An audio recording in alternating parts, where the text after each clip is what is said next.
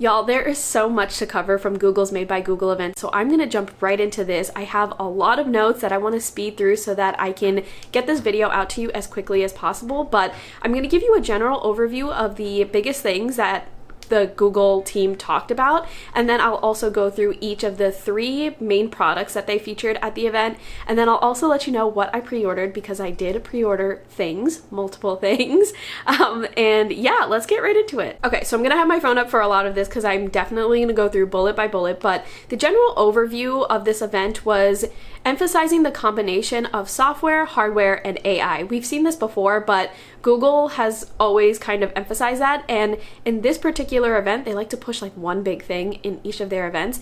This time around, they were really pushing AI. Now, AI is like really brand new in 2023. It's coming from all sorts of different brands and companies, but Google wanted to emphasize that they are sort of like pioneers when it comes to AI, at least when it comes to like their devices.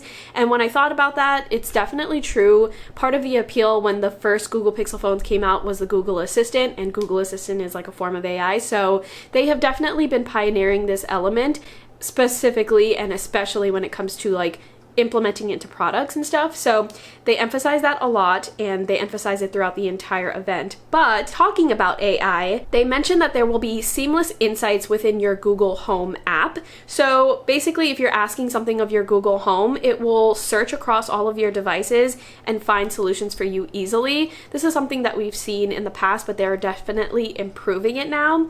And then they also talked about Assistant with Bard AI. So Bard AI is their AI tool that they came out with earlier this year, and it's been doing a lot of improvements since it's come out. So the example that they used in this event is that Bard AI can interpret your requests and then go through your entire phone to analyze and make actions for you. So similar to what I mentioned about the Google Home thing, but specifically with Bard AI. And the real life example that they use is that you would take a photo of a trail sign, say you're hiking, and then you would ask Bard AI, what is the best hiking needs for you if you had a small dog? And then Bard will automatically like analyze the situation and tell you what the best hiking trail you should go on based off of that picture and your questions and the request with the small dog. So it's doing a lot of work for you so that you don't have to do like a ton of research if you're standing at a fork in the road, basically, literally. I thought that was super cool. As someone who is, you know, a hiker, I like to go on hikes. That will be very helpful for me going forward. Another AI tool that's coming out is proofreading text with a single tap of Fix It. So it will essentially proofread your text messages in your Gboard, your Google keyboard, and there's going to be a simple option for Bard to fix it, and when you tap it, it will fix all of your technical errors, grammatical errors, things like that. So that's pretty cool. And then the last thing I have is that it can summarize long articles for you. So very simply put, if you're reading a long article and you don't want to actually read the entire thing, you can have it summarize the whole article for you, and it will give you bullet points of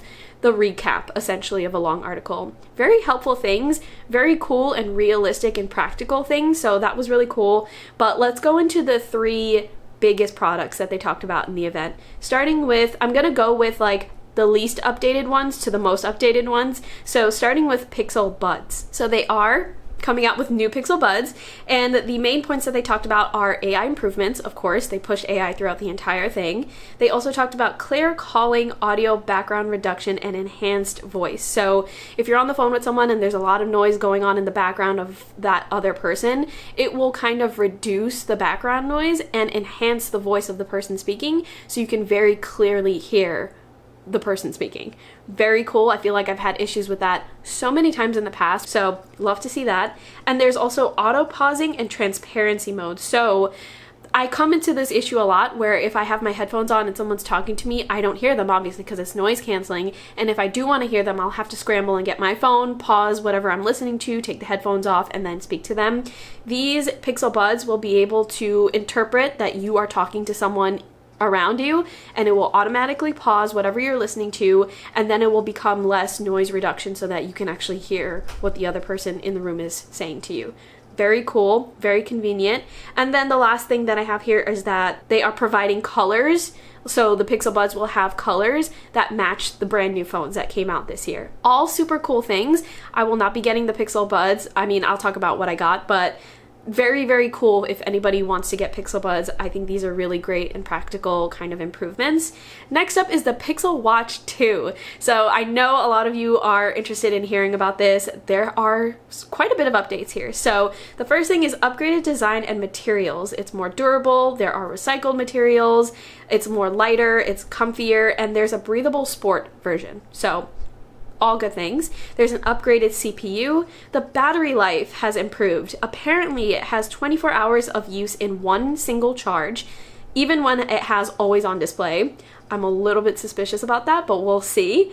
And then it says it can be fully charged in 30 minutes, so fast charging essentially. That's a big, big thing that I want to keep an eye on with the Pixel Watch 2, because that is the biggest issue that I have with my Pixel Watch, the first generation. Next thing they have is new apps, emergency sharing, safety check. So you can go exercising, you can go for a walk, a night walk, and things like that, and you can set a timer on the watch. And once the timer goes off, you can check in with your watch and say, yeah, I made it home safe, or I finished this exercise, whatever it may be. And if you don't check in with the alert that pops up on your phone after the timer goes off, the phone or the watch will alert emergency services. Now they say that you can do this without the LTE version of the watch, which means you can use it for the Wi-Fi version. I'm assuming the way that they're able to do that is that it will connect to your phone and your phone will do it. So that's why I had a little word mess up there, but you get the point. That's pretty cool. My only issue with that is that I wonder if you forget, or if you don't press the button in time, or if you extend the time that you're exercising, walking, whatever,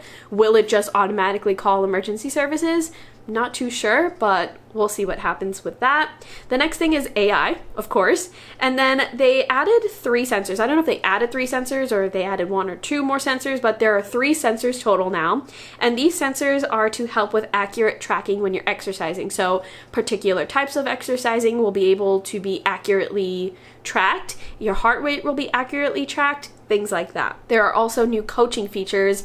I've never really been into the coaching stuff when it comes to the Fitbit app, but we'll see what that means. There are new ones apparently, and there's a new Fitbit app. So apparently the new Fitbit app has been around for about a month. I haven't even looked at it, unfortunately. I have the Fitbit app, I haven't even looked at it, but we have a new Fitbit app and it has AI in it, of course, and you can ask questions in the Fitbit app that will use data. Fitbit will use the data within the app to give you summarized, succinct, very accessible, easy explanations for whatever it is that you're asking it. Now the price for the Pixel Watch, I didn't say the price for the Pixel Buds, I'll get back to you on that, but the price for the Pixel Watch 2 starts at $349, and that includes 6 months of Fitbit Premium. That's extremely expensive. I still think that's extremely expensive despite all of these upgrades and updates. I don't know, it's just, I don't know. But let me go and check to see how much the new Pixel Buds are. Okay, the new Pixel Buds are $199.99, so $200. Also pretty pricey, but they're headphones and they have like a lot of stuff going on, so that doesn't seem too bad in my opinion, I think. I don't know, I'm not too great with headphone pricing, but the watch for sure is very pricey. Okay, moving on to the phones. Now this has the most updates, so bear with me as I go through all of them. So let's start with sustainability. They are pledging to have net zero emissions in materials. They use recycled aluminum, plastic-free packaging. They also have partnerships, like certified partnerships with DIYers, so like iFixit and stuff like that, so that you can go and fix your phone yourself. You don't have to go to like a Google store or something like that. And then they also have 7 years of OS upgrades, security, and feature drops, etc. So they're making the phone be built to last at least 7 years, so that's definitely in the sustainability category. Next is the Tensor Chip G3. They always emphasize their Tensor chip, so I wanted to mention it here. There's an example for the Tensor chip, and what I wrote down is that there's a legit human-sounding Google Assistant that answers your phone. They did an example of this in the event, and it was really, really cool to hear. It sounded like a regular person. It could be your assistant, whatever it may be. But they were able to answer your phone, and they wouldn't block legit calls. So they did an example where it was a spam caller, and then they said, sorry, the person's not going to answer the phone, and then it cuts off the call. Then they used another example that could be seen as illegitimate. So for example, it was a flight representative calling about a flight status. That could be interpreted by a robot as something spammy, but this was able to interpret that it's not spammy, and then it processed the call over to the person who owns the phone for them to decide if they want to take the call or not, and there was a transcript. So that's pretty cool. Moving on to hardware. So the hardware, oh my gosh, I love the aesthetic of the Pixel 8 phones. They're rounded, like super rounded, and I love that so much. I don't like harsh edges, and they emphasize that they didn't want to have harsh edges. It's rounded, there's a matte glass finish. I love the matte texture. Something about that is just, it's gorgeous. And of course, I love the colors. They're very subtle colors, but really nice colors. There's one vibrant color. It's a, I forgot what they called it, but it's a blue color, and it's in the Pixel 8 Pro version. Very vibrant in comparison to what the Google phones historically look like.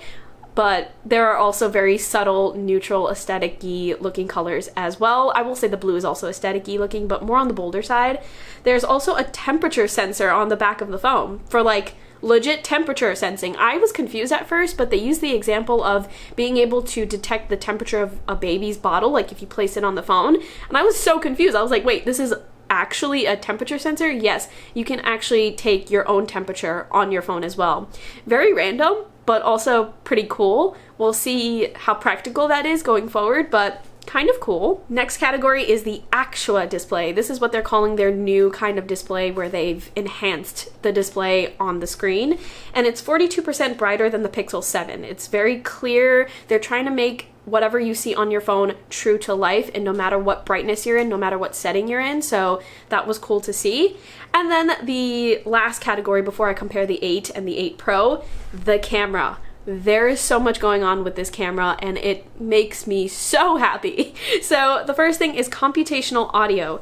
Essentially, you have options for an audio magic eraser, which allows you to reduce distractions by sorting categories of audio that happen in your videos. So for example, if you are taking a video outside on a hike and there's a lot of wind, the phone will categorize wind as one of the audio detections on your video, and you can toggle, you can click through to remove things, to enhance voices, etc. Just basically you have a lot of control with the audio on your video so that you can make the best sounding video. Then there's something called best take. This is super cool. But say you're taking a group photo and you take like 5 group photos and like 4 of them are okay, but like somebody's face is off, blah, blah, blah. You are able to kind of mix and match faces or whatever it may be in each of those photos to create one perfect photo. I think about Photoshop when I saw the example, and a lot of these things remind me of Photoshop, but like much more easy, much more accessible, and on your phone, embedded into the phone.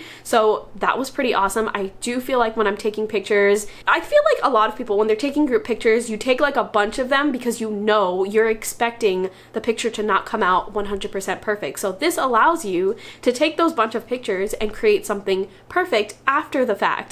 So cool, so less stressful, and then you don't have to worry about it after an event or something like that. Very cool.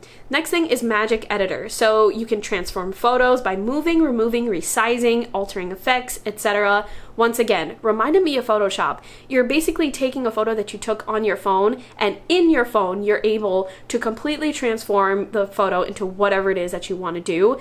There were so many different examples, like moving a tent around from space to space, making the tent bigger, making the sky look more dramatic, stuff like that.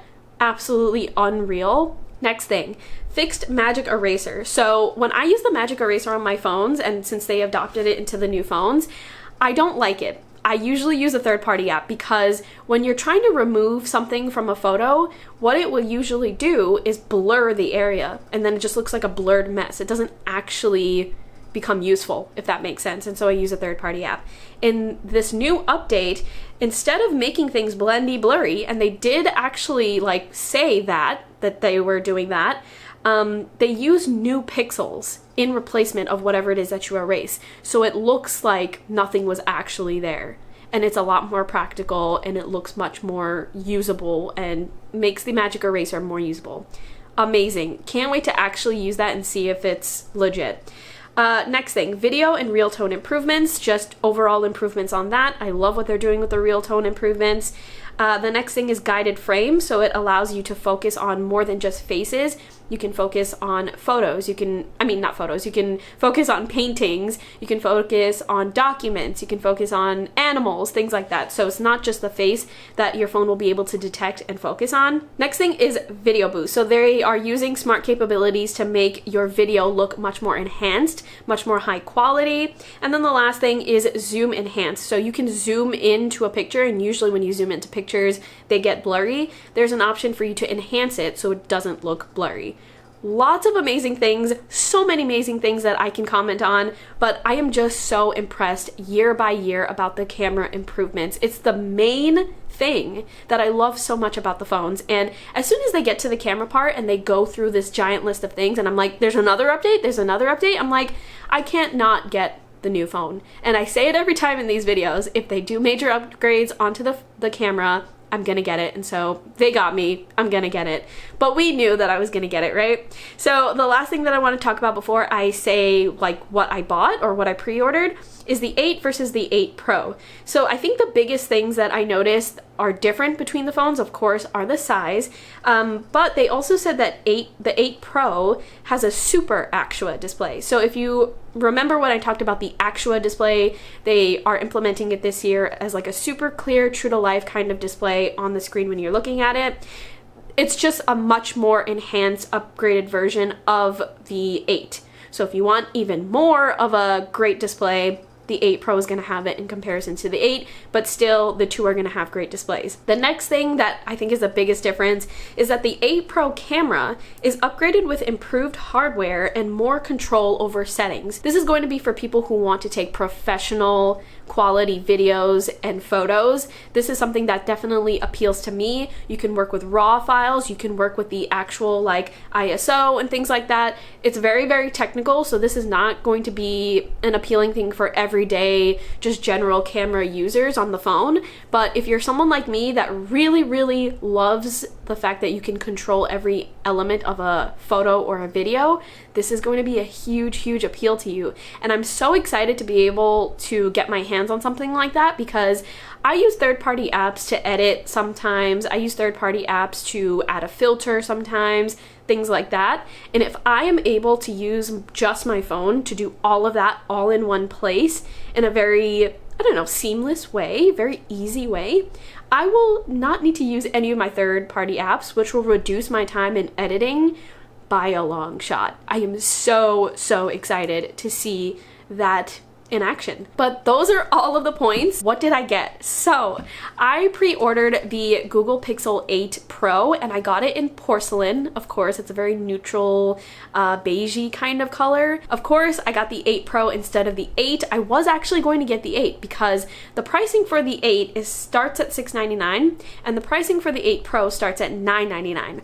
I told myself, well, I would not get a phone that is in the $1,000 range, but they got me with all of the camera upgrades. The 8 Pro has much more camera upgrades, and so they got me. And I told myself, you know what? It'll be okay because I have all of the trade-in things.